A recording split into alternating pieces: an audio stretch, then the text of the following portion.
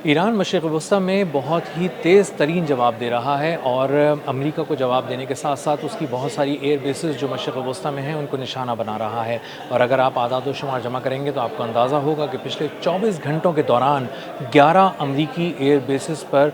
तबाही फैलाई गई है, उन्हें निशाना बनाया गया है और अमेरिका को नाकाबिले तलाफ़ी नुकसान उठाना पड़ा है। मेरा नाम अज़हर अली ख़ान है और आप देख रहे हैं आज की बात। ईरान ने कहा था कि जिन अमरीकी एयर बेसेस से उस पर हमले किए जाएंगे, जिन मकामात से उस पर हमले किए जाएंगे, वहाँ पर एक सख्त रद्द-ए-अमल दिया जाएगा, फ़ौरी दिया जाएगा और मुँह तोड़ जवाब दिया जाएगा। और यही हम देख रहे हैं कि जब ईरान पर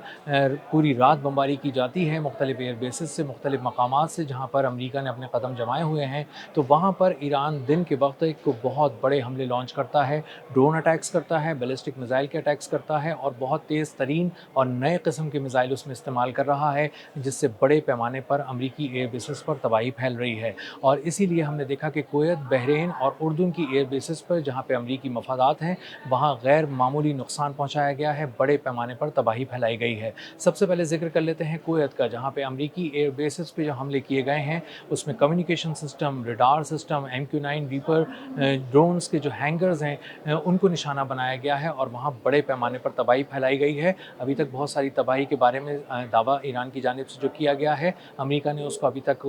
कंफर्म नहीं किया है, लेकिन ईरान की जानिब से कहा गया है कि बहुत सारे सैटेलाइट इमेजेस के ज़रिए ये बात उन तक पहुँच चुकी है। ईरान इसको कंफर्म कर चुका है कि बहुत सारी जगहों को निशाना बनाया गया है। इसी तरह कुवैत की एक और एयरबेस पे अर्ली वार्निंग रडार सिस्टम और पैट्रियट जैसा जदीद तरीन दिफाई निज़ाम वो भी तबाह कर दिया गया है। ईरान ने वहाँ पर बड़े पैमाने पर बैलिस्टिक मिसाइल लॉन्च किए थे और उन बैलिस्टिक मिसाइल्स ने उस जदीद दिफाई निज़ाम को फाड़ दिया है और उस जितना बारूद आसमान से बरसाया गया था वो सब ज़मीन पर आकर गिरा और उसने न सिर्फ बहुत सा कीमती और महंगा सामान हर्ब तबाह कर दिया, बल्कि उस दिफाई निज़ाम के भी परख चढ़ा दिए जो दरअसल उस सामान हर्ब को बचाने के लिए वहाँ पे खुसूसी तौर पर लगाया गया था। इसी तरह एक और मकाम पर हेलीकॉप्टर्स की पार्किंग को तबाह करने का दावा किया गया, लेकिन उस एयरबेस पर अभी कितने बड़े पैमाने पर तबाही फैली इसकी तफसीलात अभी आना बाकी हैं, अभी इसकी तफसीलात जारी नहीं की गई हैं, लेकिन ईरान का दावा है कि वहाँ पर बड़े पैमाने पर तबाही फैलाई गई है। इसी तरह उर्दून की एयर बेसिस पर भी बहुत बड़े पैमाने पर हमले किए गए हैं और उसमें ईरान की जानिब से दावा किया गया है कि एक तकरीबन $90 मिलियन का F-15 जदीद लड़ाका तैयारा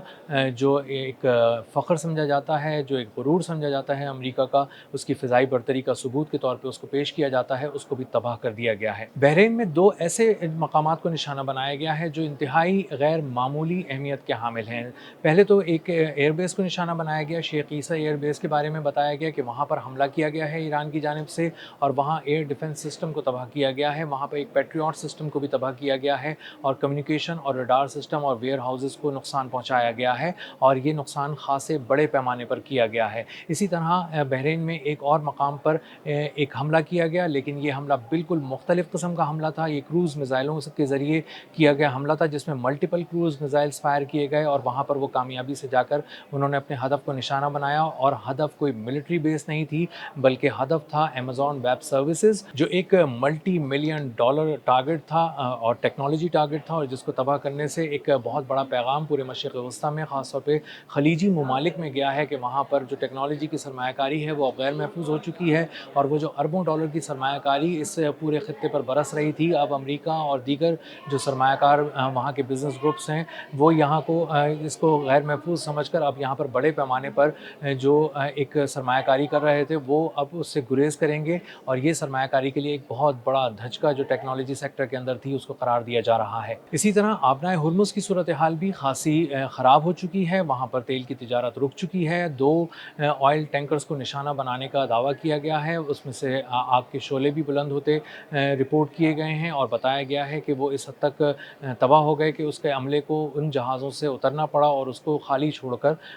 महफूज मकाम की तरफ जाना पड़ा और जो ट्रैफ़िक अब ईरान के साथ बात करके वहाँ से गुजर रहा था, ईरान ने उसको भी रोक दिया है। आबनाए हुर्मुज़ पे जो आमद रफ्त थी जहाज़ों की वो मुकम्मल तौर पर बंद हो चुकी है। अब ईरान अपनी कोऑर्डिनेशन में भी जहाज़ों को नहीं गुजारने दे रहा वहाँ से और इसके साथ साथ जो अमेरिका के की सुपरविजन में जो जहाज़ वहाँ से गुजर रहे थे अब उनको भी इजाज़त नहीं दी जा रही कि वो वहाँ से गुजर सकें और इस तरह इस पूरी پوری جو تجارتی راہداری ہے، جو آبی گزرگاہ ہے، اس میں تجارت مکمل طور پر رک چکی ہے۔ تو ایران اس وقت آبنائے ہرمز سے لے کے کویت، بحرین اور اردن تک بڑے پیمانے پر جواب دے رہا ہے، منہ توڑ جواب دے رہا ہے، تیز اور مؤثر جواب دے رہا ہے اور امریکہ کو ناخن چنے چبوا رہا ہے۔ اور اگر آپ اس کی ڈیٹیلز میں جائیں گے تو آپ کو پتہ چلے گا کہ تقریباً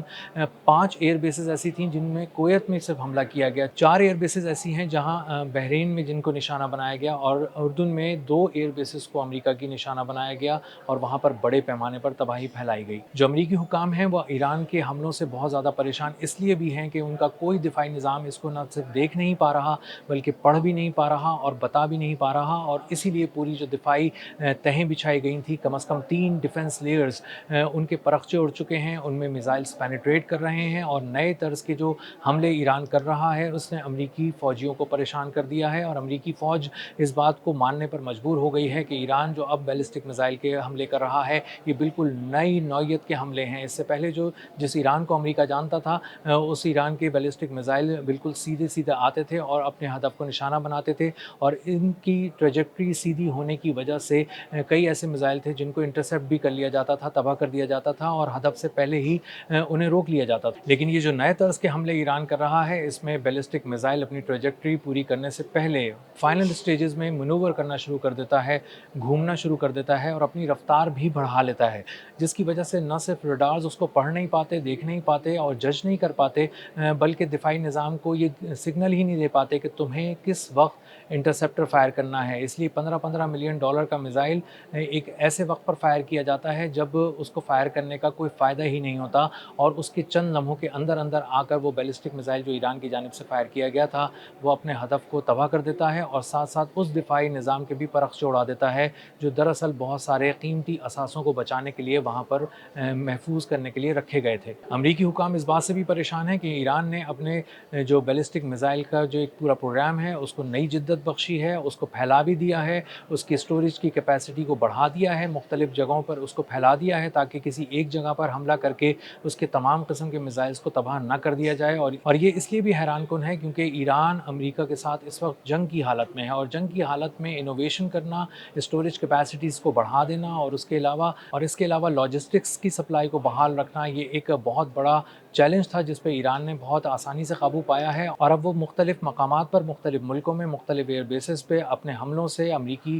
فوج کو، امریکی حکام کو حیران کر رہا ہے۔ تو مجموعی طور پہ یہ بات سامنے آتی ہے کہ رات بھر امریکہ حملے کرتا ہے اور اس کے بعد دن بھر ایران امریکہ کے مختلف مفادات پہ، مختلف ایئر بیسز پر قیامت ڈھاتا ہے، اور اگر یہی صورتحال رہی تو آنے والے دنوں میں امریکہ کے لیے اس کی تمام ایئر بیسز جو مشرق وسطیٰ میں ہیں اس حد تک غیر محفوظ ہو جائیں گی کہ وہاں سے ایک میزائل فائر کرنا بھی امریکہ کے لیے محال ہو جائے گا، اور اس کو اپنے قیمتی ترین اثاثے ہنگامی طور پر کسی اور ملک بھجوانا پڑیں گے۔ اب تک کے لیے اتنا ہی، ملتے ہیں اگلے ولاگ میں کسی نئی خبر، نئے تجزیے اور نئے زاویے کے ساتھ۔ اللہ حافظ۔